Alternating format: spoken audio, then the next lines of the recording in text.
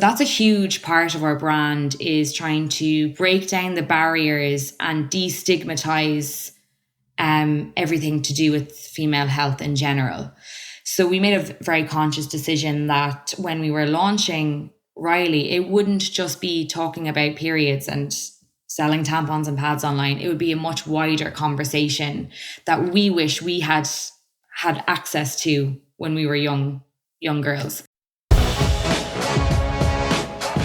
I'm Eric Fulweiler, and this is Scratch, bringing you marketing lessons from the leading brands and brains rewriting the rulebook from scratch for the world of today.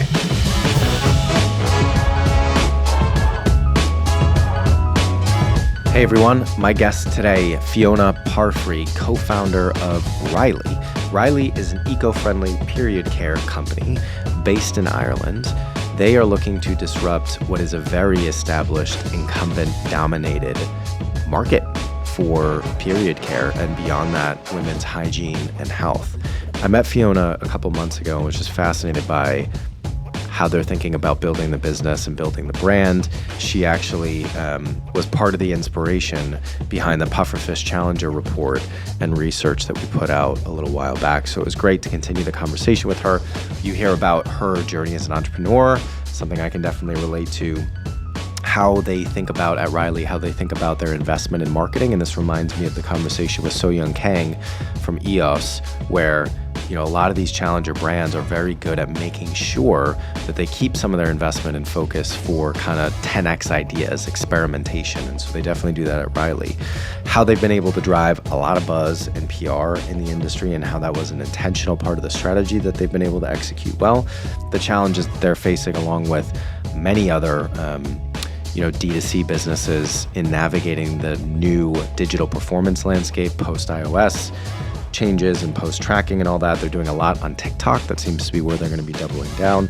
And then we also talk about purpose, which is really at the core of a lot of what they're doing, their passions as people and entrepreneurs, but also how that fits into their business strategy and how they view that driving the growth of their business. So really interesting conversation with Fiona. I know you're going to enjoy it, and it's great to hear from a true challenger brand here on Scratch. All right.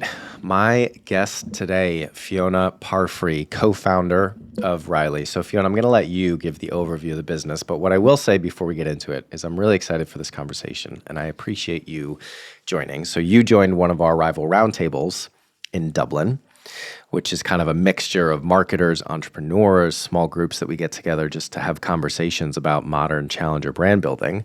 And I was really fascinated by the conversation of Riley and how you're building the brand, how you're building this challenger and this disruptor in the personal care FMCG space. And we even had you, submit a quote for a research report that we put out around the Pufferfish Challenger brands, of how challenger brands are able to make themselves appear bigger than they are. So anyway, very long-winded way of saying I'm really excited to continue the conversation with you, and I think our audience is really going to find it interesting. So thank you so much for joining. How are things over in Ireland with you and the business and everything? Great. Thank you so much for having me, Eric. I'm very excited to be here. Riley, as you mentioned, we are an eco-friendly period care brand, and we want to provide high-quality period products to people wherever and whenever they need them. So whether that's delivered to their door on a subscription service basis, or whether it's in the bathrooms of their office, of their university, or whether they walk into a restaurant, bar, or cafe and they need a product there and then. So we launched the business just last year. It's very, very new, but as you mentioned, we are really trying to disrupt an industry that we feel is ready for that.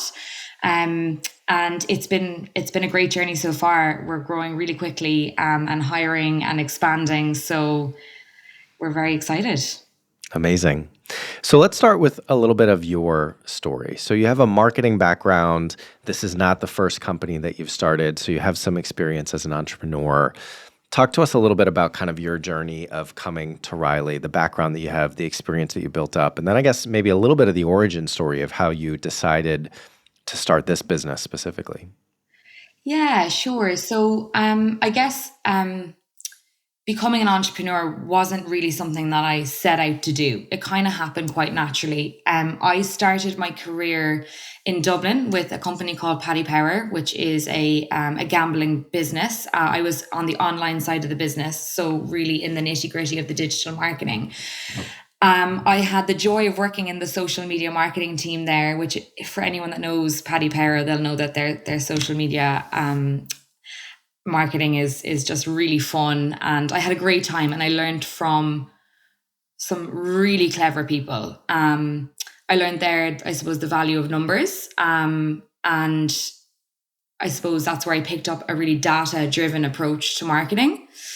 So I loved my time there, but I moved over to Australia in kind of my early to mid 20s. And that's where I entered the startup world. So I started working for a beauty brand over there called Sand and Sky, and I joined. It was a skincare brand. I joined the week of launch. There was 3 of us on the team there, and it was a crazy journey. We grew the business so quickly in the first year, and I loved coming to work every day because it was so challenging but so rewarding. And I suppose I could see the direct impact I was having on the business, which you can't necessarily see in those bigger companies that you're working for. So in that sense, I just felt like this is exactly what I want to be doing.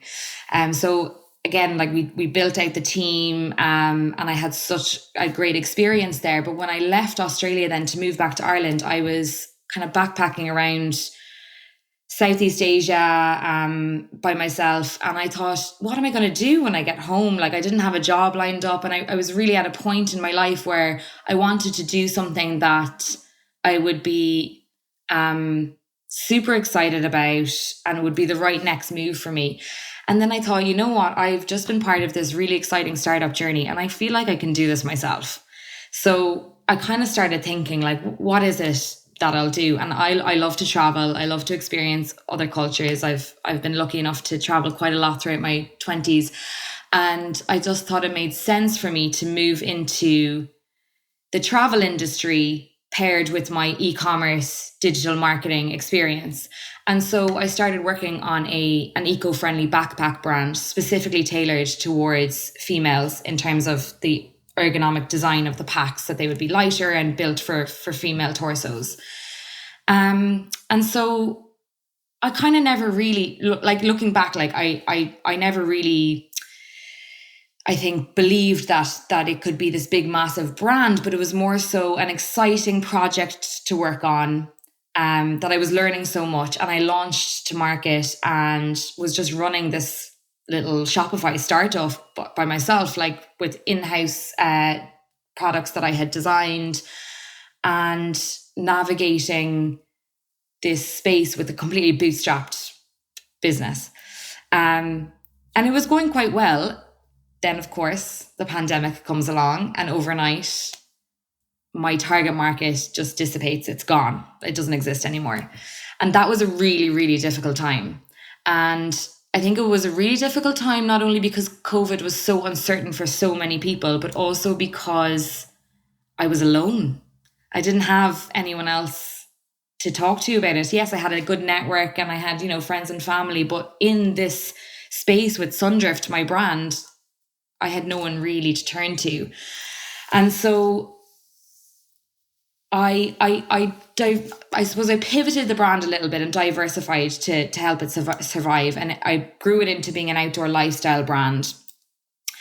Again, things started to pick up because I had identified, excuse me, that people, were valuing the outdoors so much more, having been locked up during COVID. And so that was great. And it started to pick back up again.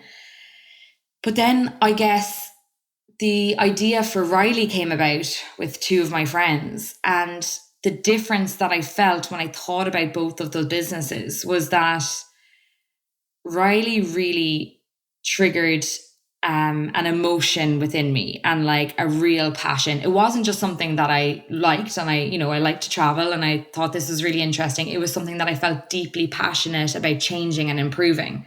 And so that was the difference for me. So I had a choice to make. Which one do I focus on? And I chose to exit Sundrift. I sold it to a media agency who are building it out in the US now, and decided to fully focus on Riley. So, I mean, I can tell you about the story about how Riley came about, but I feel like I've been talking for a very long time now. No, it's really interesting. And I think I can definitely relate to what you said. And I'm not going to remember the exact wording, but it was, you know, being an entrepreneur wasn't kind of like the always on ambition of something you knew you were working towards. I kind of feel that way even with Rival. I think if you play out my life and career 100 times, a lot of them end up with me being an entrepreneur and starting a business, but 30, 40, something like that. And it's actually something I'm passionate about. And, this isn't necessarily on the marketing topic, but I know there's people listening that are kind of veer more into the entrepreneurial side as well. I think this idea, and a lot of it is pushed by, Gary Vaynerchuk, the guy that I worked for a long time, of like, you're either an entrepreneur or you're not. I think it's much more of a spectrum. And a lot of it comes down to circumstance. Do you have the right idea? Do you find the right co-founders at the right time? I don't think that there is like an entrepreneur strand of DNA that either exists or doesn't. Of course, DNA, nature, nurture, all that, professionally as well as personally, leads you into a direction where you're more suited to this type of crazy reality. But I think that's really important for people to hear, with successful entrepreneurs out there like yourself, is it's not like that was the only thing that you ever did. Like, you had jobs, you learned things, you worked within big organizations. And now the second go around of kind of trying yourself as an entrepreneur. I'd be curious, maybe within the Riley founding story, two things. How much was it kind of an instinctual, like, and also personally for you, but albeit anecdotally, hey, this space is ripe for disruption and I'm passionate about it, versus more of you mentioned being more data driven. Did you sit down and kind of like size the market and look at the incumbents and all that? Because for me, I think there's so much disruption happening within the CPG space, within personal care specifically. I don't know as much about the period care space, but I would imagine that it is just as dominated by a few big incumbents, the P&Gs, the Unilevers of the world, that are very slow, traditional, to catch up to what the modern consumer wants and needs, and the cultural conversation that surrounds this product in this category. So what was the balance of kind of like the more analytical, like, yes, there's a business opportunity here, versus the intuition and the passion that led you and the two co-founders to start the business? That's a great question, because I think there's a nice mix of both of those in our story. So the idea came about very organically, in that myself and Lauren and Anya, who are my co-founders and great friends, were catching up after a very long time, having not seen each other due to the pandemic, having a glass of wine. And the idea stemmed from a convenience factor, in that we were in Anya's apartment. She got her period and there wasn't any period products in sight. We checked our handbags, we checked every cupboard of the house, nothing.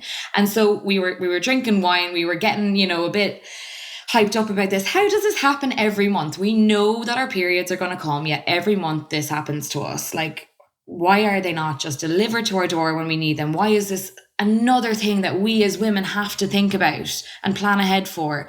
And that got us a bit, I suppose, frustrated. And we said, why don't we create something? So then we started to look into it. And this is where that emotion that I spoke about earlier, this is where this was triggered, was that I don't know whether it was naivety on our part or whether it's because we're not told about this, but we discovered, once we started having a Google and looking around, that the period products we'd been using our whole lives since we were young teenagers are actually manufactured with up to 27 hormone disrupting chemicals. So, bleach, pesticides, and there's toxins, and it can't be good for you. We were angry that we didn't know about this, and we were very frustrated that there wasn't something better out there. So that was when we went from, wouldn't this be a nice business if they were delivered to our door, to feeling compelled to do something about it.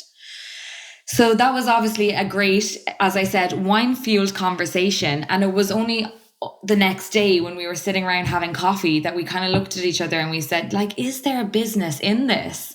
And so with slightly heavy heads, we started crunching the numbers, and we spent the full day basically figuring out the market size and the barriers to entry and all of that.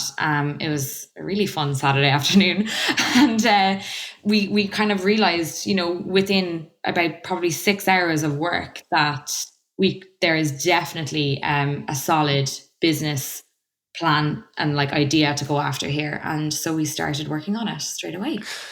And between yourself and your two co-founders, what are their backgrounds quickly? A similar background to you, or where do they come from? Similar-ish, which we were very aware was probably our biggest downfall from the beginning. So, my background, as I mentioned, is in e-commerce, digital marketing, and brand.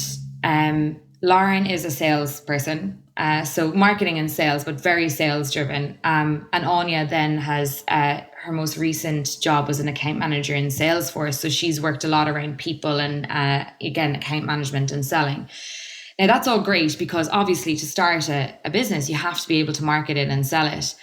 But none of us had, besides from my limited experience of developing products with Sundrift, none of us had product development experience. None of us had finance experience. Now, I had obviously done all of this in my previous startup's life, so that had helped. But we knew once we launched the business and saw it growing that these were gaps that we needed to fill quite quickly. Sorry, lost my train of thought for a quick second, but can you just give like a couple stats to give people a sense of the size of the business to the extent that you can share, headcount, revenue? I don't know if you can share that, or how much money you've raised. Like, what stage are you at right now? Yeah, we're very early.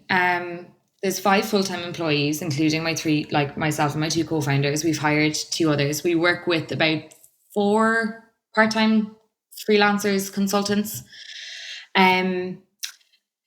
We have, what can I share with you? That's a really good question. We've raised 775K to date. And we know that, I suppose, to achieve our ambitious growth plans, we will definitely have to do a much larger raise, possibly next year. We've got about so we've got 2 sides to our business, as I mentioned, the direct to consumer subscription model size, where we've got about 2,000 active subscribers. That could be a little higher now. And we've got a whole range of big corporate clients that we're really proud to be working with. So KPMG, Accenture, Vodafone, Press Up Hospitality Group, to name a few. So that's been really, really exciting for us. Probably the thing that we're most proud of is the stat that we have achieved when it comes to helping the planet and helping people. So we work with 2 partners to help fight period poverty. A portion of every single sale that we do is donated to fighting period poverty. So we work with Positive Period Ireland on the ground here in Ireland to donate products to homeless shelters, to direct provision centres, places like that, to people that can't afford to purchase them. And then we work with an Irish registered charity, Development Pamoja, who are based in Kenya. It's a charity very close to my heart because I actually volunteered with them in Kenya for a couple of months a few years ago. And they do fantastic work there to fight period poverty. And we sponsor doctor-led school visits and donate products to young girls there as well, a lot of whom are missing school because of their periods. So in just over a year, we've donated over 15,000 period products to people that need them the most. And that's a stat that we're really proud of. And then I suppose as an eco-friendly business, we've saved over 600,000 period products ending up in landfill. So yeah, look, we're a small startup growing quickly, and what we've done to date, we're very happy with. So I want to talk about the kind of purpose side of it, to use, I guess, more the marketing term, but the social, environmental, economic good that you're doing. But taking a step back before we drill in on that. So thinking about the brand and the marketing strategy, can you talk us through how you did that at the beginning? Maybe sounds like it might have been you in terms of within the founding team thinking about the brand. How did you think about getting to the name, getting to the positioning? What did you want it to be? Did you do a whole brand book? Was it much more organic? Like, what's the story of how the brand and the early marketing strategy came to life? Yeah, I mean, it's interesting because again, I think it was quite organic at the start, but then we did really sit down and think about this. And this all stems from us wanting to help in some way with female equality, essentially. Women have less resources, less power, less influence. That's something that I've cared personally about changing for a very long time. And period care is a small part of that. But on a wider scale, female health in general is a massively underserved market. When you look at the stats of studies that have been done, females have been underrepresented massively for the history of time. That's something that needs to change. And one way that we realized that we could do that with Riley is by sharing information and educational content about female health, not just in period care. So that's a huge part of our brand, is trying to break down the barriers and destigmatize everything to do with female health in general. So we made a very conscious decision that when we were launching Riley, it wouldn't just be talking about periods and selling tampons and pads online. It would be a much wider conversation that we wish we had access to when we were young girls. So there's a lot you can do with that then from a marketing perspective. I suppose content is so important. You mentioned Gary there a while ago, like he's the biggest advocate of that. And for us, we wanted to make sure that we could be speaking to people on all sorts of channels, but in a way that was really relatable, absolutely not patronizing, and as authentic as we could be, because essentially we were our own target market and felt so strongly about this. So, talking about it in a way that says, hey, like, if you didn't know about this, that's normal. We should be taught about it in school, but let's talk about it now. And so that's been a huge part of our marketing brand strategy so far. And so what does marketing look like right now? Like, how much can you kind of break down the strategy of what you're doing? So that makes sense at a high level, but in terms of like the channels, the investments, what's driving the sales, what's building the brand, take it down one level for us. Yeah. So I guess when we talk about our direct consumer side of the business, digital marketing has never been so challenging. The rising cost of advertising and, the challenges with tracking with iOS and all of that. So we have a digital marketing budget set aside that's solely for advertising across Facebook, Instagram, Google Ads, and TikTok. But we also have a portion of our budget set aside for almost experiential marketing that we don't know whether will actually convert into customers. And that's a little bit harder to track. So that's probably not something that a lot of small startups with limited budgets invest in at the beginning. But for us, we found it really, I suppose it's elevated our brand to a different level. And so, for example, we used a portion of it this year to attend some wellness festivals in Ireland. And that's we didn't do very many sales there, but it's a great place to get the brand out there, probably add some credibility, and as you mentioned, make ourselves seem bigger than we are, which builds trust, but also a great place to talk directly to customers. There's nothing like having a face-to-face conversation with a customer. Another thing we did recently was we had a fantastic video ad created by an Irish agency here, that we made the point of showing blood on, which is typically not done by lots of the larger corporates. And we promoted that all over social media.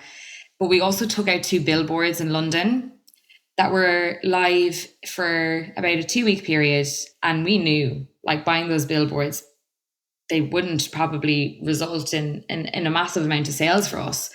But what we would get out of that is a photographer would go down, take some pictures for us. We could then utilize that in our, email comms and our social media And again, that's building credibility and building trust for people to realize these guys, they're a real business, you know?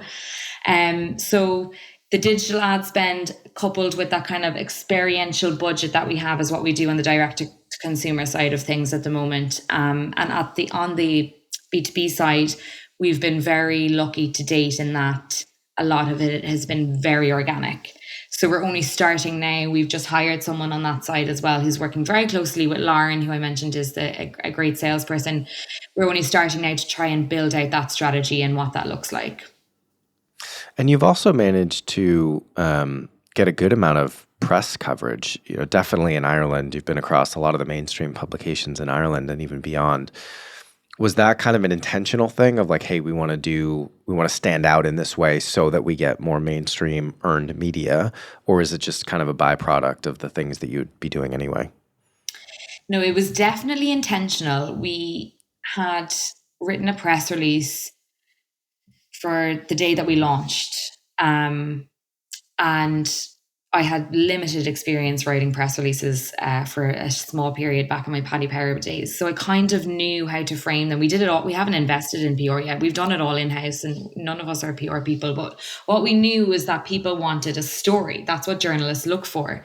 And so we have a really nice story with Riley. You know, we're three female founders who've built this during a pandemic, and we're creating a great product and a great service for people that is badly needed in a very tired industry.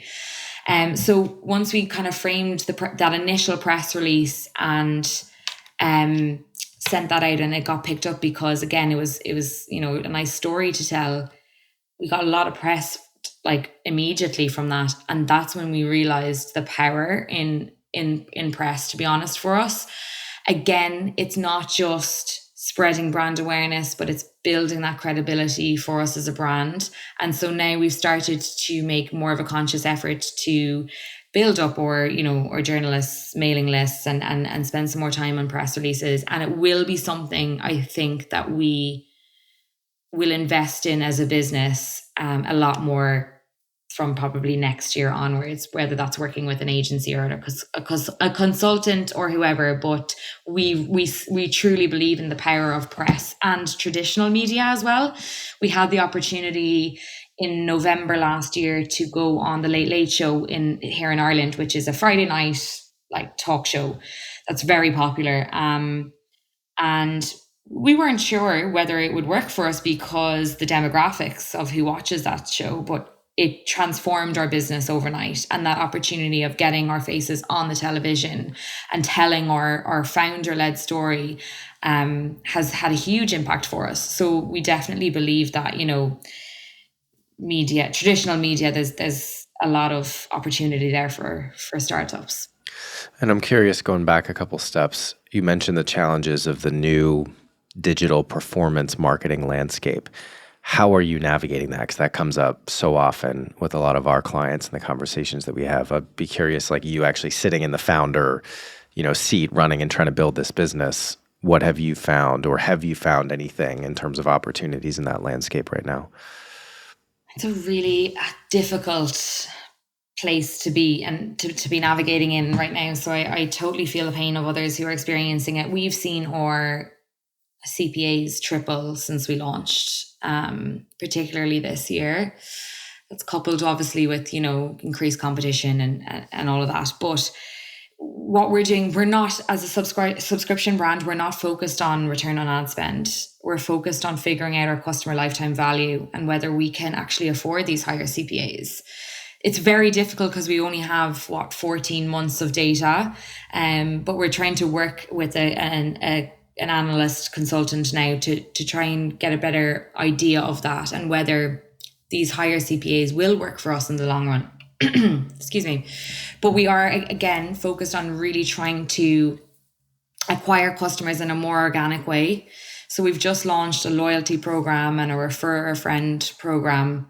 We're doing a lot of, I suppose a lot of other things alongside that as well that we need to think about. And one channel that we're really focused on right now is TikTok. The potential I think that has for small brands like ourselves is huge. So if anyone looks at our TikTok account, they'll have noticed that we've like tripled the amount of content that we put out in the last month alone, because we've seen the opportunities in the ads that we're doing there, but we really see it on the organic side of things as well. And again, it's about that connection to customers and just being real and being ourselves and having a bit of fun. So we're going to continue to focus on that as a channel for the rest of the year, and try and look back then and see the kind of impact that it's had. And how did you actually triple the content you were putting out on TikTok? Is it just as simple as like you hired somebody to start doing it, or how did you actually get started scaling that? Yeah, we work with a freelancer who does some content for us, but we also just challenged ourselves as a team. So our performance marketer Meg and has started like creating a lot of content in house, and that's become part of her quarterly goals and targets. And now, but then as well, us, Anya, Lauren, myself, we have, I suppose, a KPI to reach, and how much content we create on TikTok, and we've made it really measurable. And I suppose it's just been a case of, look, it's all hands on deck for this. Let's give it our all, and then judge in 3 to 6 months on whether it's working or not. How about influencers as a channel? Have you tested that? Are you seeing return? Yeah, influencers, we're really focused on micro influencers. To be honest, I feel for us as a small startup, it makes more sense because there's a certain amount of, I suppose, authenticity and trust, I think, with smaller influencers. We have worked with a number of small influencers. It's been completely hit or miss, but what we're trying to do now is build long-term 360 relationships with authentic influencers that are aligned to our brand.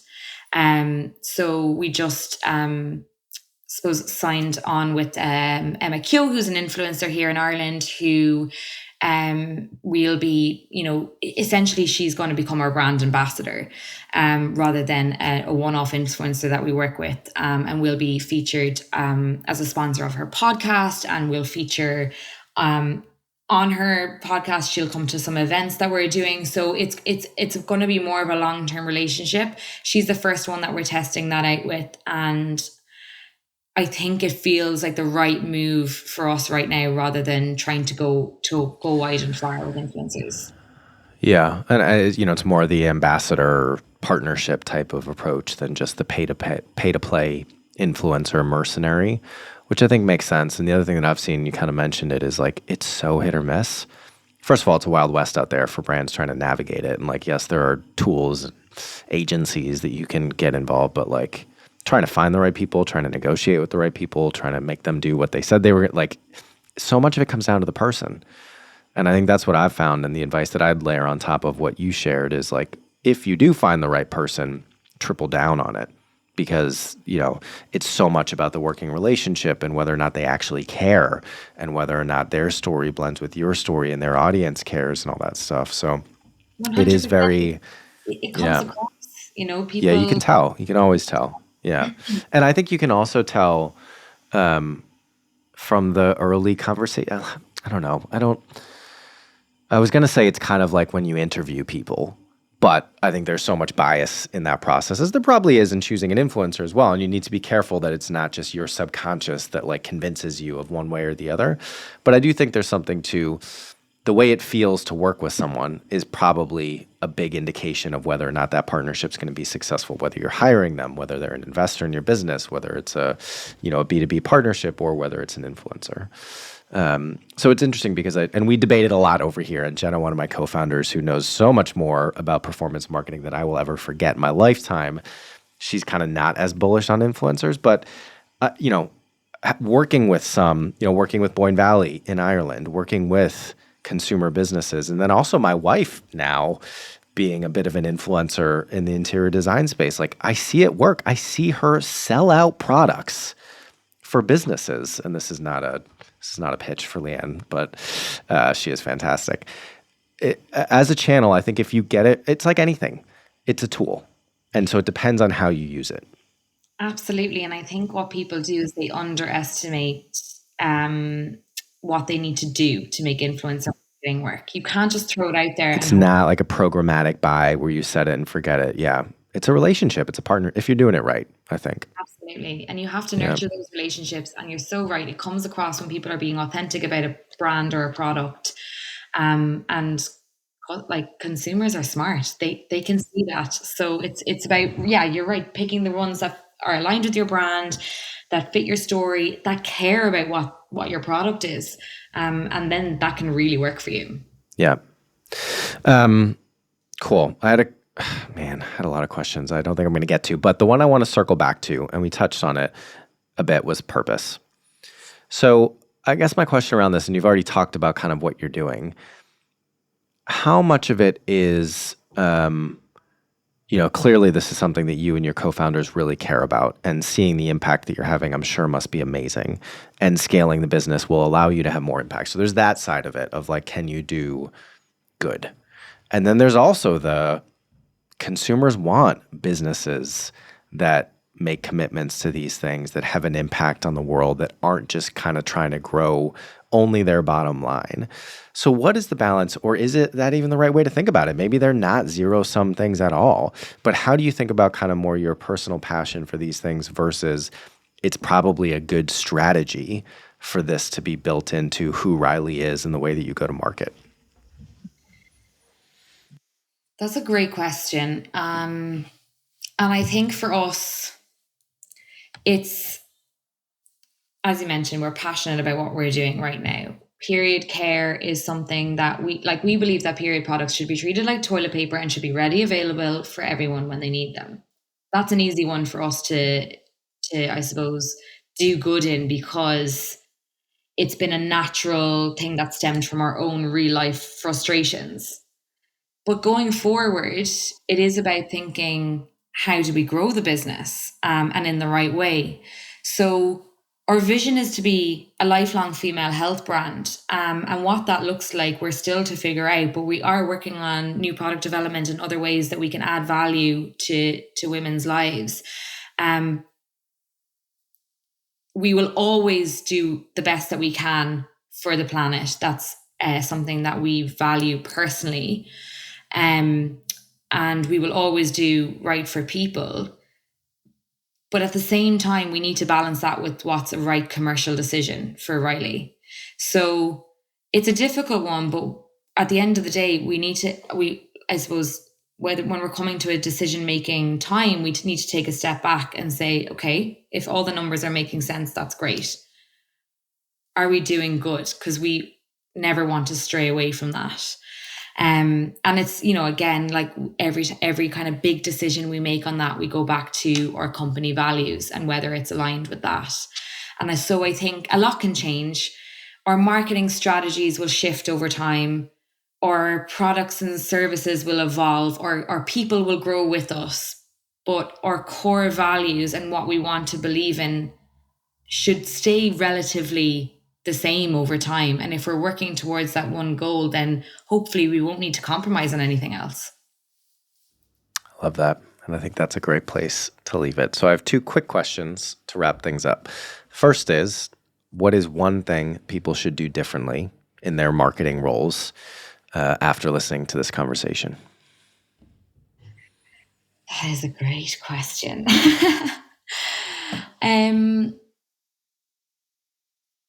I think people should. So this is going to sound a little bit like I'm not taking my own advice, because I'm a very data driven analytical person. But I do think I'm learning to take a step back and look at the brand and what's right for the brand a lot more lately. And that's been a strategy that's working for us. And again, it's about, triggering emotion in people and doing what you feel is really right, following your gut a lot more than the numbers sometimes. So again, there is a balance, but I think if you're building a solid brand and if you're building something that people will believe in and you can build a community around, generally speaking, the sales will come. So focusing on that a lot more. It's been something I've struggled with, but I'm working on, and it's going in the right direction. So I would probably say that. I love it. Last question.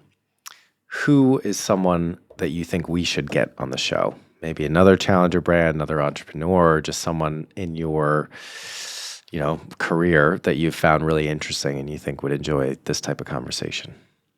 A name comes to my mind straight away, and it is Chupi Sweetman. She is the founder of Chupi, a fine jewelry brand here in Ireland, and she is a mentor and a dear friend of mine that I've had the pleasure to get to know over the last 6 to 8 months. She has a fantastic brand story. Her marketing is all around storytelling and triggering emotion and all of that. And I've learned so much from her.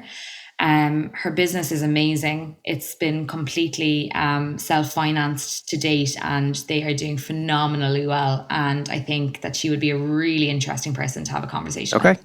I'll look her up. Sounds really interesting. All right, Fiona, thank you so much. I really enjoyed this like I knew that I would, and I definitely learned a couple things, as I'm sure people listening have. So I really appreciate you making the time. Can't wait to watch what you do with the Riley brand, and I think you've got a new customer in our household for that first period box, since we have a teenager coming up. Oh, good to know. Well, hopefully we can help. And thank you so much for having me, Eric. Of course, I'll see you around.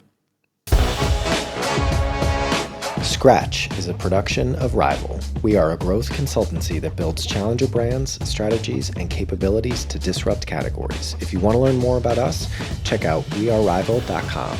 If you want to connect with me, email me at eric@wearerival.com or find me on LinkedIn. If you enjoyed today's show, please subscribe, share with anyone you think might enjoy it, and leave us a review. Thanks for listening, and see you next week.